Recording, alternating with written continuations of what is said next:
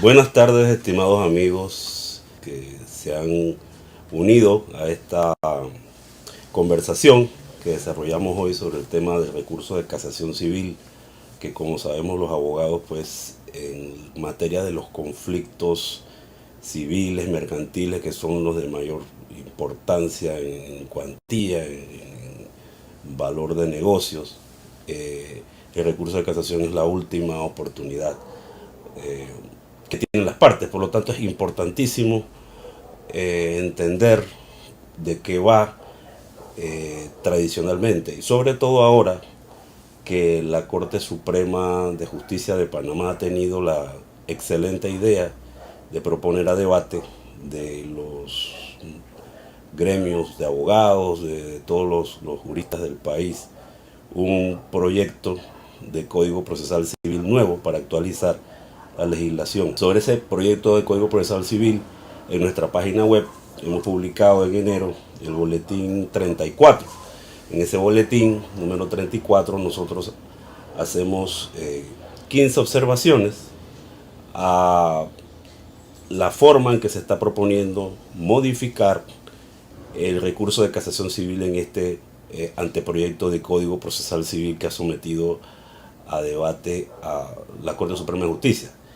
Y nos pareció importante, aunque no es un tema así como que muy fácil y muy sexy, digamos, para tratar, sí comenzar a ir metiéndole candela, como se dice en buen panameño, al tema de la casación, al debate de la casación civil entre los abogados, para que vayamos viendo por dónde van los tiros. Vamos a seguir la línea, si no, no es que vamos a leerlo, pero sí vamos a usarla de referencia, los comentarios que están en nuestro boletín número 34, que está en la página web, en nuestras redes, en nuestros puntos de contacto. Ustedes pueden perfectamente ver ahí los detalles de la página web. Y hay una sección que se llama boletines, donde el que se publica ahora en enero del 2022 es sobre la casación civil. El primer comentario que queremos hacer es que de alguna manera ya comenzamos felicitar a la Sala Civil de la Corte Suprema de Justicia por someter a la comunidad jurídica y a la comunidad mercantil, comercial, este anteproyecto del Código Procesal Civil. Definitivamente ya es necesario revisar la legislación procesal civil. Es una realidad que los tribunales están atosigados de expedientes y que la gente, sobre todo los empresarios, están buscando soluciones en la justicia arbitral, que es muy buena en Panamá, pero es muy cara. Por lo tanto, va quedando ahí como un desnivel. No todo el mundo tiene la misma calidad de justicia.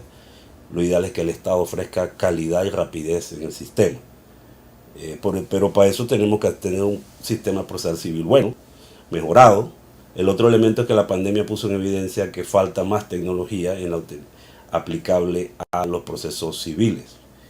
Así que esos dos elementos de salida justifican pues que se haga una reforma y actualización, porque el tronco del Código Judicial en la parte del procedimiento civil es muy vieja, data de 1987, por allá. En todo caso, 83, perdón, 83. Es un buen momento pues para que se haga esto. En este conversatorio, en este cruce de ideas, vamos a resumir, tratando de hacerlo con palabras las más sencillas posibles, los comentarios principales que hemos hecho en el documento que hemos mencionado. El primer gran comentario tiene que ver con un cambio que se propone. No es un hecho, recordemos que esto está a debate a nivel todavía entre la comunidad jurídica. Se propone cambiar el objeto de la casación, digamos, modificarlo. La casación como recurso extraordinario tiene doctrinalmente, técnicamente, dos principales objetivos que generalmente conviven. Uno es resolver el caso particular. Es decir, que yo voy ya de último recurso a la corte para ganar o ganarle a la otra parte, o si me están ganando para revertir esa condena que voy teniendo. Entonces, eso es para desatar un conflicto particular. El otro objetivo, que también está teóricamente, es unificar la jurisprudencia nacional, establecer precedentes para que el sistema de justicia sea más uniforme en lo posible, etcétera, etcétera. El primer objetivo, el de resolver los conflictos particulares, es el objetivo principal de la casación según la legislación actual vigente. El anteproyecto de Código Procesal Civil está sugiriendo que se cambie ese objetivo y que se busque más, por lo menos como postulado inicial lo dice, el objetivo que se llama nomofiláctico. Bueno, es una palabra ahí medio, pero lo que este objetivo de orden público, unificar jurisprudencia, de proteger derechos fundamentales, etcétera, etcétera. Entonces, ese cambio de enfoque que parece pura teoría puede tener consecuencias prácticas y en el transcurso de la conversación lo vamos a ir viendo. Y sobre ese punto resalto, bueno, creo que ya lo hemos mencionado, el Código Judicial hoy en día en el artículo 1162 dice que el objetivo principal de la casación es enmendar los agravios inferidos a las partes. El principal era resolver el conflicto particular. Hoy, el proyecto de código dice que el recurso de casación tendrá como fin defender la unidad e integridad del ordenamiento jurídico. Y allá al final dice reparando los agravios de las partes. Conviven los dos objetivos, pero se le da más énfasis en el planteamiento inicial a el objetivo público de unificar la jurisprudencia y darle más coherencia al sistema jurídico. Nosotros consideramos que no es imposible hacer ese cambio, hay que reflexionar sobre ello un poco más, porque tampoco es fácil hacerlo, sobre todo cuando la visión tradicional de la casación en Panamá no ha sido esa. No significa que porque todo ha sido de una manera no puede cambiarse, pero el cambio tiene que llevar un proceso porque no es la visión mayoritaria. Y ahora en el transcurso de la conversación van a saltar algunas otras cositas que tienen que ver con esto. El segundo gran cambio que observamos es el peso de la jurisprudencia de la Sala Civil de la Corte. Tradicionalmente, en el sistema actual, las decisiones de la Sala Civil, cuando son 3 decisiones sobre un mismo punto de derecho, generan una cosa que se llama doctrina probable. Es decir, que se puede probar que ese es más o menos el lineamiento que da la Corte sobre un determinado punto, sobre una interpretación de derecho. Y entonces, ¿qué pasa con esa doctrina probable? Bueno, esa doctrina probable se convierte en una guía, no obligatoria, sino una referencia. De hecho, el Código Judicial 1162 dice, los jueces podrán aplicarla a los casos análogos. Es decir, la jurisprudencia de la Sala Civil tiene un peso, tiene una relevancia hoy, y así ha sido, creo, desde siempre en Panamá, pero no se convierte en una fuente de derecho propiamente, entendiendo derecho como una norma escrita, aprobada por la Asamblea Nacional y los reglamentos correspondientes, etcétera, etcétera. Entonces, ese es el peso que ha tenido la jurisprudencia de la Sala Civil en Panamá, por ley y por tradición, siempre. Ahora, este proyecto de ley propone en el artículo 546, que cito textualmente, ahora dice, la jurisprudencia es fuente de derecho, que conlleva un conjunto de decisiones, etcétera, y en una parte hasta llega a decir que usando de referencia la jurisprudencia, se deben resolver situaciones o planteamientos jurídicos semejantes bajo una misma premisa o criterio.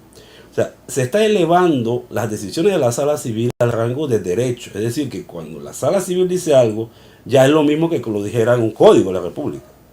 Pero en la misma norma después usa el texto actual, o sea que hay una contradicción si es fuente de derecho o no, pero sí pareciera que la intención es elevarle ese rango. Yo con eso tengo cierta discrepancia. ¿Y qué pasa? Lo que ocurre es que, a mi juicio, eso va contra el mismo sistema de derecho continental tradicional de Panamá. O sea, nosotros no somos un país de common law, no somos un país de jurisprudencia en el sentido de que la jurisprudencia es fuente de derecho, como Estados Unidos, como Inglaterra. Y culturalmente no va con nosotros eso, no ha sido. No significa que la jurisprudencia de la sala civil no tenga peso, sí lo tiene, pero como una guía. Hasta qué punto eso de que ya la sala civil dijo un punto y de ahí para adelante los jueces carecen de independencia judicial para opinar diferente. Eh, Incluso ese cambio conceptual de convertir a la sala civil en fuente de derecho, yo no creo que sea un tema de código, un tema de la Constitución. La Constitución de Panamá no dice por ningún lado que las decisiones de la sala civil son fuentes de derecho. Si hubiera querido decir, debió decirlo expresamente porque significaba un cambio cultural demasiado importante. Yo pienso que es más saludable dejarlo como está, en el sentido de que la jurisprudencia de la sala civil, cuando es doctrina probable, tiene un peso de referencia y que hoy en día los abogados que litigamos sabemos que los jueces lo respetan, se sienten de alguna forma ya más conminados a actuar de determinada manera, sería una jurisprudencia de la sala civil. Pero llevarlo a nivel de derecho como obligatorio, no creo que estemos listos para eso. Por el otro lado, actualmente, como decía, el Código Judicial dice que tienen que haber 3 decisiones sobre un mismo punto de derecho para que se considere que hay esa doctrina probable. Entonces el anteproyecto que estamos comentando habla ya no de 3 sino de 4. Ya tener 3 era bastante difícil, ahora poner una cuarta lo hace bastante más complicado. Entonces, no sé, ese cambio me parece que es un tema a debatir todavía, ¿no? Que debemos mirarlo porque así a primera vista suena un poco difícil. Hay otro elemento antes que se me pase, y es que la jurisprudencia de la sala civil no está tan sistematizada, no está organizada, porque como tradicionalmente no ha sido fuente de derecho, no está como en Estados Unidos, cada jurisprudencia del quinto circuito, del 11º circuito, hay una evolución y cada vez que hay un fallo la Corte dice por qué va a cambiar de criterio, por qué lo va a mantener. Esa precisión en la continuidad de la jurisprudencia y en su evolución no existe en Panamá. Incluso hay fallos muy contradictorios. Entonces, darle a esa jurisprudencia que todavía está, que no tiene ese nivel de madurez, el rango de derecho, bueno, puede ser un tema que yo creo que merece más debate. El tercer comentario tiene que ver con los requisitos de recurso de casación. El primero, este proyecto dobla la cuantía. Antes solamente podían, hoy pues, de acuerdo a la ley vigente, tiene que tener una cuantía de $25,000 para arriba, y ahora lo están poniendo que no sea menor de 50,000, o sea, el doble. Este tema de la cuantía tiene un sentido, no todo puede ir a casación, después se llena la sala civil de casos, eso tiene una justificación. $25,000, todavía 50,000 es hasta bastante bajo para el nivel de litigio que hay en Panamá, pero esto trae por otra parte pone en debate el tema del objetivo nomofiláctico de orden público de la casación. Porque si el objetivo fuera solamente, como se proclama al principio, lograron una figura de unificación de la jurisprudencia, no, tendrían que haber algunas causales de casación, algunas fórmulas de casación que existen, pero me refiero a que haya más, para que la Corte pueda ver casos, no importa la cuantía, como hay en la ley de enjuiciamiento civil de España. Hay asuntos que por su interés para la jurisprudencia nacional, no importa la cuantía, podrían ser analizados. Porque cuando se interpreta un artículo del Código de Comercio, la jurisprudencia de la Corte vale igual si el caso es de $20,000, de $10,000 o de $150,000, porque lo que vale es la interpretación. Sin embargo, aquí esa posibilidad de unificar la jurisprudencia nacional, salvo algunos casos muy puntuales, en términos generales queda vedada para aquellos casos, aquellos conflictos cuya cuantía no cruza la línea. Bueno, en ese mismo tema de los requisitos, hay algo muy curioso que han puesto en el anteproyecto, y es que uno de los casos que se pudiesen llevar a la sala civil según el anteproyecto, que todavía hoy no, que no tienen que ver con la cuantía, son los procesos relacionados con la filiación y medidas de internamiento de menores por más de 2 años. Yo no veo este tema en la sala civil. Yo creo que no es derecho civil, tampoco es derecho penal propiamente, es derecho eh, de menores, sancionatorio de menores, correccional, y más fácil lo vería en la sala penal, ese asunto, ¿no? Eh, el cuarto comentario tiene que ver con la reorganización de las listas de las resoluciones recurribles. El anteproyecto hace un excelente esfuerzo, el artículo 548, y pone mucho más claro la lista de las resoluciones recurribles. Eh, Destaco que ya se inserta dentro del propio Código de Procesal Civil las causales que tienen que ver con los recursos de casación en los procesos de consumidor y defensa de la competencia, que hoy en día no están dentro del Código Judicial, sino que están por allá en la Ley 45/2007, que es una ley especial. O sea, ahora el anteproyecto tiene la virtud que lo introduce en el Código Procesal Civil, de tal manera que todo queda en un solo lugar. Ahí, quinto comentario, tenemos que había una vía de casación eh, en el Código Judicial que existe hoy todavía, que está ahí, pero que muy poco se usa, que se llama casación per saltum. Eso significa, como recordaremos, todos los abogados, abogadas, colegas, los procesos van en la primera instancia, los de mayor cuantía, juzgado de circuito, apelación al Tribunal Superior, que es la segunda instancia. El recurso de casación no es exactamente una instancia, sino una revisión judicial extraordinaria. Bueno, en el Código Judicial 1165, hoy existe una vía por medio de la cual, después que la decisión del juzgado de circuito de primera instancia se daba, las partes se podían poner de acuerdo y irse directo a recurso de casación, saltándose el Tribunal Superior. Se llamaba casación per saltum. Pues nadie la usa. Nadie la usa porque las partes se tienen que poner de acuerdo. Si las partes están litigando porque no se ponen de acuerdo en nada, es bastante difícil que se pongan de acuerdo para evitar el segundo tribunal. El anteproyecto, con una perspectiva muy práctica, elimina esa opción porque simplemente la práctica, que quizá en el año 83 fue buena idea, pues ya se demostró que no funcionaba, no se usa. El sexto comentario: el anteproyecto da más tiempo a las partes para interponer, anunciar los recursos de casación. Por ejemplo, en el sistema actual se tenían 3 días para anunciar el recurso en el Tribunal Superior. Ahora están ofreciendo 5. Muy bien, yo estoy de acuerdo con eso. Hoy en día son 10 para preparar, retirar el expediente y armar su recurso y presentarlo, interponerlo en el Tribunal Superior.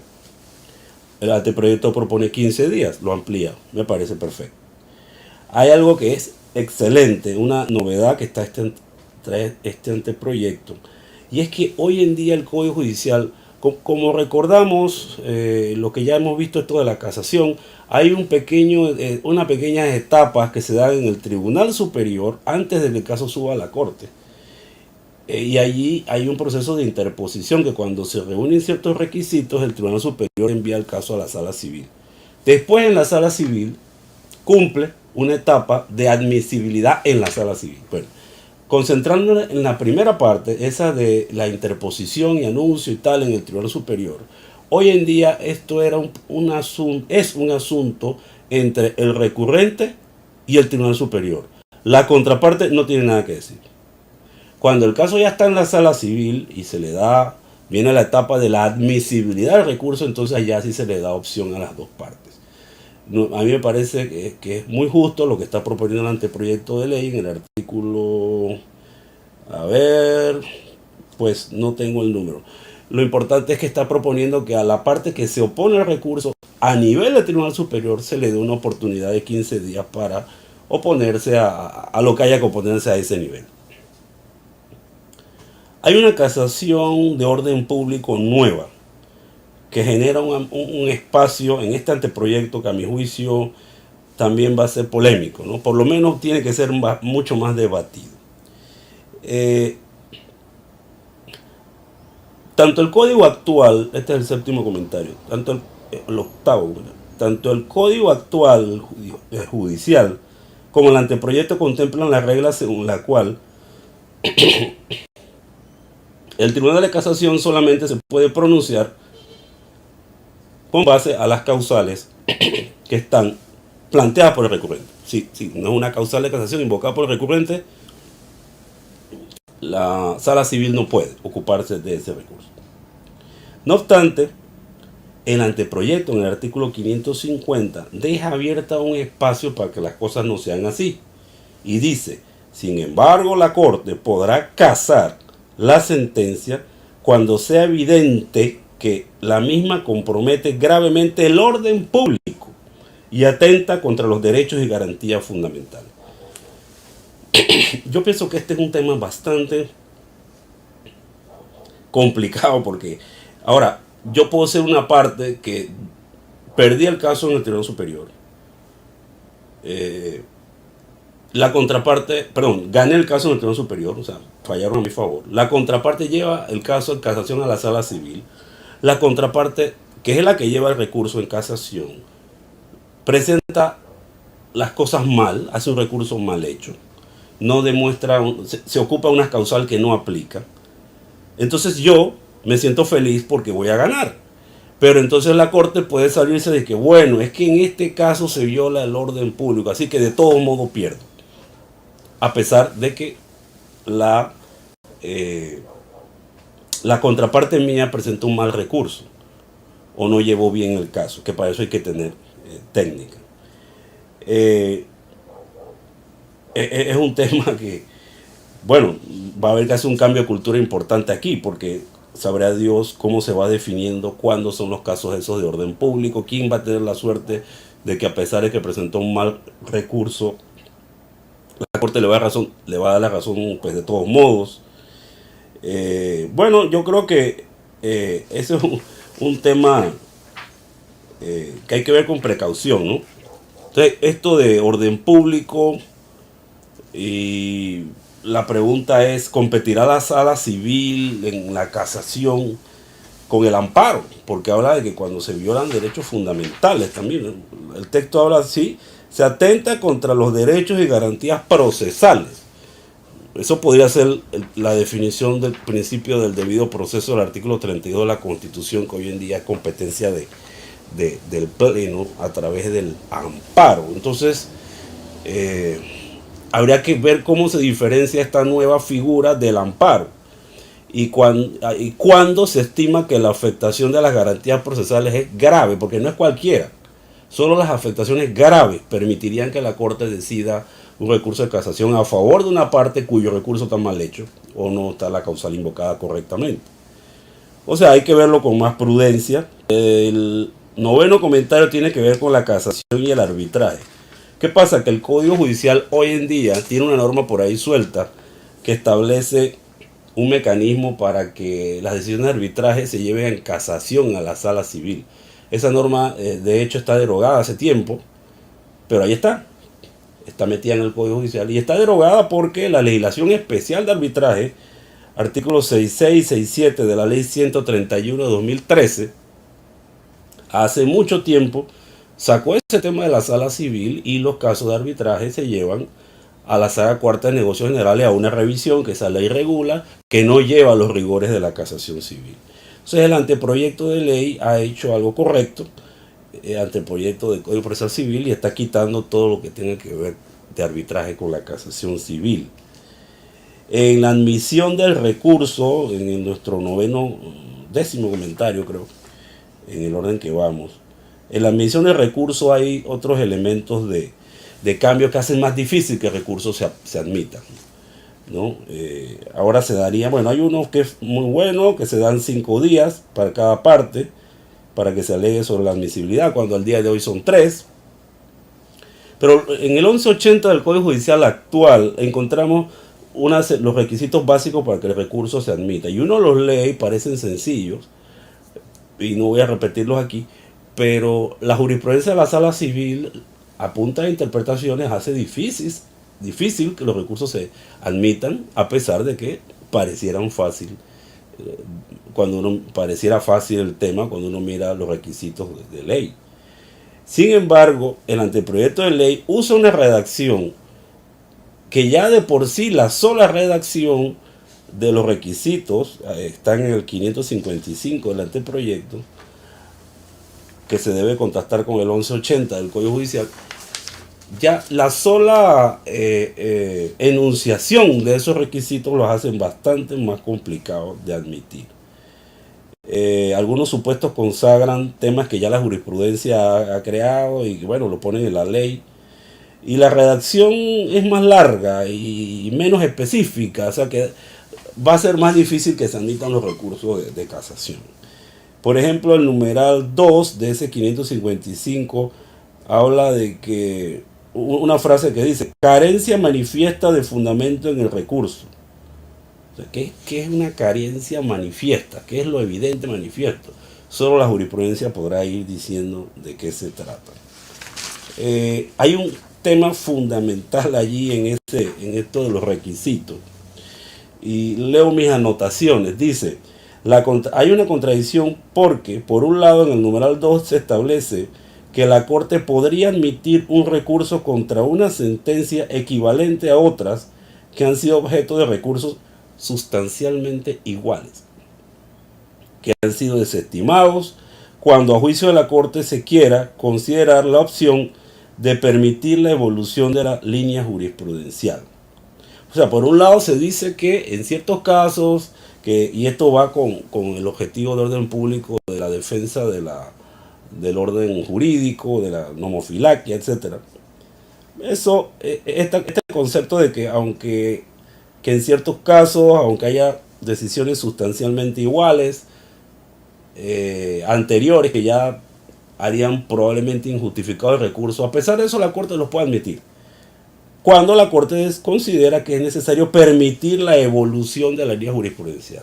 Eso es correcto, yo estoy de acuerdo con eso y va en la línea de la nomofilaquia. Sin embargo, después, el mismo anteproyecto dice que la Sala Civil no admitirá, no da espacio, los recursos cuando, abro comillas, la sentencia impugnada es acorde a la doctrina reiterada de la jurisprudencia de la Sala Civil. En un lenguaje más sencillo. En una parte dice, aunque ya haya varias sentencias que digan algo y alguien venga a cuestionar eso que ya se ha dicho en varios casos anteriores, la Corte podría admitir el recurso para ver si cambia de opinión.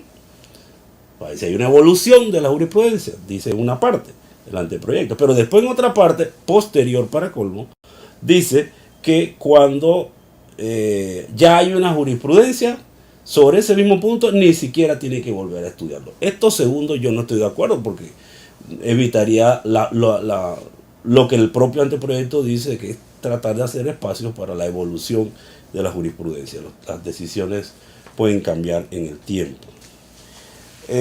Un comentario del 11avo. Hay un tema que tiene que ver con el ejercicio de la profesión de todos los abogados, sobre todo los litigantes. ¿Qué pasa? Que la Corte Suprema está proponiendo que haya un examen para la técnica de hacer un recurso de casación.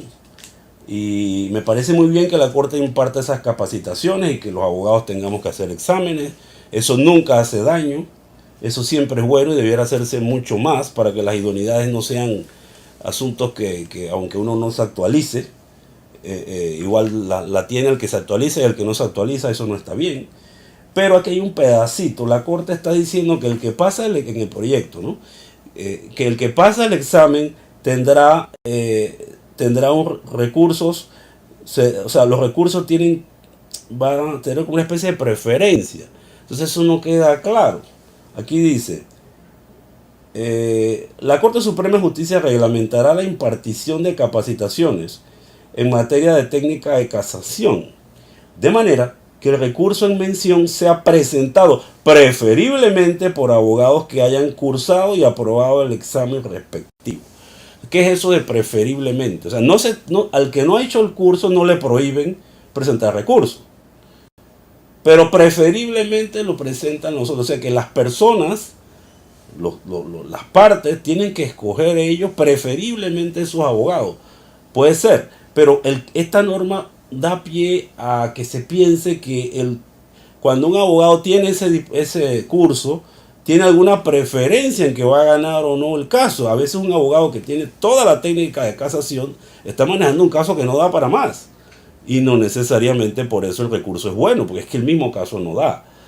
A la inversa también pasa, un abogado que no es muy bueno, de repente pues hace un excelente, aunque no haya hecho esos cursos, hace un excelente caso porque el caso mismo lo ayuda. Bueno, esos son temas que merecen analizarse. Yo pienso que tiene que cogerse una de dos.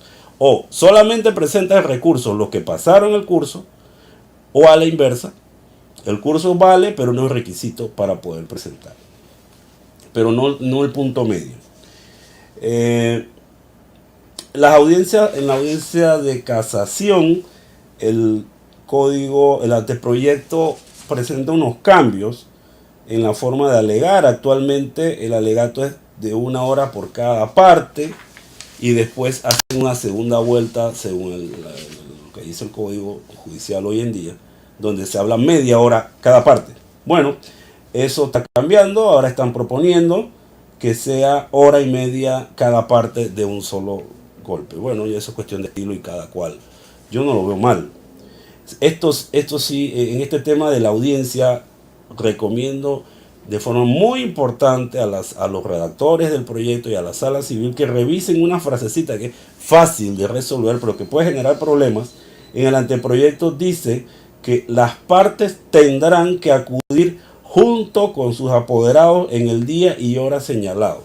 El Código Judicial actual utiliza un lenguaje donde se dice las partes sin diferenciar partes de los abogados, porque cuando se dice las partes, obviamente el abogado representa a la parte, pero cuando se usa este lenguaje o esta forma de redactar que dice las partes tendrán que acudir junto con sus apoderados, parece que para que se pueda dar una audiencia de casación no solo tiene que ir el abogado, sino la parte que representa al acto, y eso puede generar complicaciones y demora. Fácil de resolver. Eso de junto con sus apoderados no hay que ponerlo, simplemente quitarlo. Las partes tendrán que acudir. En el 12º comentario nos referimos a un tema que también observamos una especie de contradicción. Por un lado dice, en la primera norma, artículo 558 del anteproyecto, que se establece que si no se estimase procedente la casación por ninguna causal o causales de las invocadas, se declarará que no se casa la resolución o sentencia por no haber lugar al recurso. O sea, solamente se puede analizar las causales invocadas, es lo que dice allí, entre otras cosas. Sin embargo, en el artículo siguiente, 559, dice: en la sentencia, la sala no tomará en cuenta causal de casación que no haya sido invocada, es lo mismo anterior todavía, en el escrito de formalización, salvo que exista identidad esencial del caso con jurisprudencia reiterada de la Corte y el recurrente demuestre la necesidad de variar su sentido. Si por un lado dice, solo las causales invocadas permiten analizar el fondo. Después dice, eso lo vuelve a decir, pero deja un espacio para que, aunque la causal no esté invocada, la Corte de todos modos atienda el caso, porque hay identidad esencial del caso con jurisprudencia de la Corte, que ya es reiterada, y la parte que recurre como que convence de que vale la pena revisar el punto, ¿verdad? Eso es lo que dice allí. Me parece contradictorio. Por un lado, solo la causal invocada de forma categórica, y por el otro lado se abre una ventana para que la Corte revise aunque la causal no esté invocada. Esto se parece a lo de orden público que anteriormente vimos. Entonces, ahí este tema, por ejemplo, ¿cómo sabemos cuando un caso tiene identidad esencial con unos anteriores? Eso va a ser tema de jurisprudencia. Se abre todo un espacio para que poco a poco vayamos entendiendo. Y eso no le da rapidez a la casación, no en estos momentos, porque si creamos muchas figuras nuevas que la jurisprudencia tiene que volver a definir, se abre un espacio de incertidumbre. También surge la otra pregunta: ¿Cuándo puede el recurrente que no invocó la causal, en qué etapa procesal puede ese recurrente convencer a la sala civil de que este es un caso muy bueno, que aunque yo no puse la causal, vale la pena que lo vean, magistrado, porque tiene una identidad esencial con otros anteriores y vale la pena revisar el caso? No sé si será en los alegatos, no sé en qué momento se puede hacer eso. El artículo 560, en otro tema del anteproyecto, hace una referencia a que la decisión ya final se le van a entregar copias gratuitas a las partes, etcétera. Yo creo que ahí hay que retomar el objetivo del anteproyecto en materia de tecnología. Ya debemos hablar de copias gratuitas, porque de una vez estamos con el papel. Ya aquí cada cual debiera poner su email, todas las partes tener un email oficial donde se le envía el PDF y que imprima ya su copia. Si quiere algo con sello, está bueno, entonces que la imprime y la lleve a la sala civil y ya le ponen el sello. De paso, le ahorramos un montón de papel a la sala civil en ese esfuerzo. Un último comentario, y aquí solamente hemos estado mencionando 15 comentarios, puede haber más. Es relacionado con algo que hoy existe que se llama casación en interés de la ley. ¿Qué pasa? Que anteriormente, o sea, actualmente todavía, una de las fórmulas de casación que buscaba atender el objetivo nomofiláctico de la casación, pero en la versión vieja, digamos, en la versión actual, era permitir que el Ministerio Público, cuando surgía un conflicto con cierto nivel de relevancia, presentara un recurso de casación en interés de la ley para lograr la unificación de la jurisprudencia, etc. Esa figura, que no se ha usado mucho, en este anteproyecto se elimina. Y yo estoy de acuerdo que se elimine. Sobre todo por cuanto el proyecto está abriendo otros espacios para que los objetivos de unificación de jurisprudencia se atiendan. Yo creo que con estos comentarios he aportado de alguna forma, por lo menos para iniciar cruces de ideas. Esto es lo que la sala civil me imagino que aspira que se dé con este anteproyecto. Es saludable, insisto, en que se haya presentado. Insto a todos los abogados y abogadas a estudiar el anteproyecto que la Corte ha presentado. Es un trabajo que merece la pena mirarlo y nos va a determinar el ejercicio de la profesión cuando esto se apruebe hacia adelante. Así que este es el momento de actuar, de observar, de aportar, porque el hecho de que estemos en discrepancia de alguno que otro punto no significa que dejemos de reconocer que es una buena idea actualizar nuestra legislación procesal civil. Muchas gracias por compartir con nosotros y por ahí estaremos en algún otro live de estos, hablando de algún otro tema de derecho. Muchas gracias.